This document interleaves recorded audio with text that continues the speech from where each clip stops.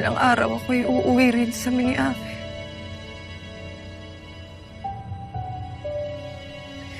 Upang balikan ang alaala ng aking ina.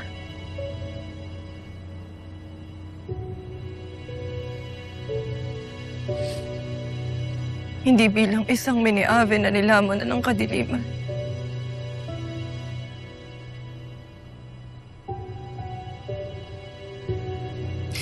Kung hindi bilang isang ina.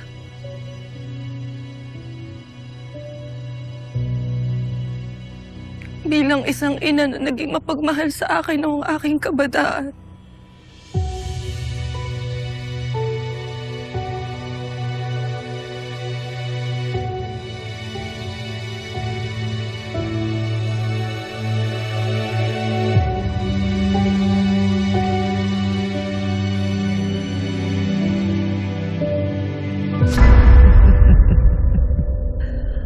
Anong nangyari, Tera? Bakit hindi ka na umimik? Dahil ba tunay ang aking mga sinasabi tungkol sa'yo? Na ikaw ay isang mahina, iyak, at walang kwentang sangre. Ipinagkaloob sa'yo ng bathala at ng bathaluman ang lahat ng pagpapalang, ngunit binigo mo pa rin silang lahat. Binigo mo ang buong Encantadia dahil sa kahinaan mo. Kaya tama lang na napaslang ka ni Gargan. Sapagkat ikaw ay isang kahihiyan sa lahi ng iyong ina at ng iyong mga albe.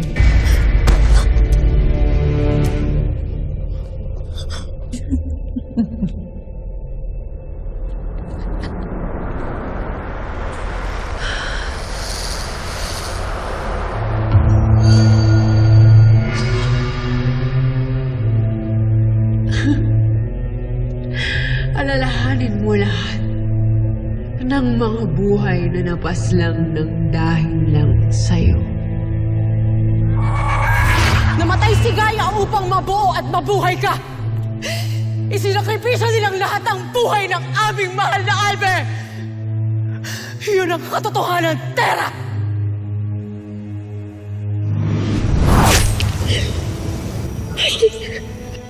Riyante ng lupa, inuutosan kita.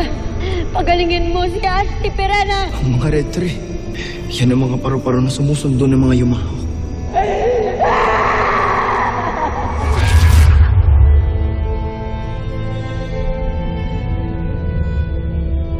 Isipin mo ang lahat ng mga buhay na nadamay ng kasalanan mo.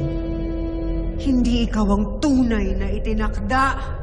Ikaw ay isang sumpa na walang ibang dinala kundi dalamhati at pangamba sa buong Encantadia at sa buong mundo ng mga tao.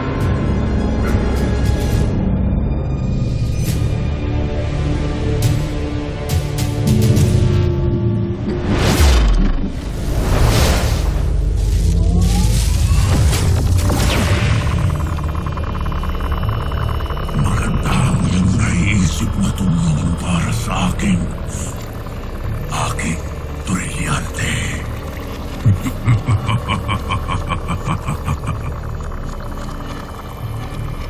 Tama lang na manghina si Tera upang lumakas ang aking halimaw na ginagaya muamis niya. At siya ang lalakas habang nanghihina si Tera. Kaya't sige pa, huwad na Tera. Papanghinain mo pa si Tera upang lalo kang lumakas. Pagkat ikaw ang aking magiging kasangga sa aking pakikipaglaban sa mga sangre at tiyak kong madadaig natin sila.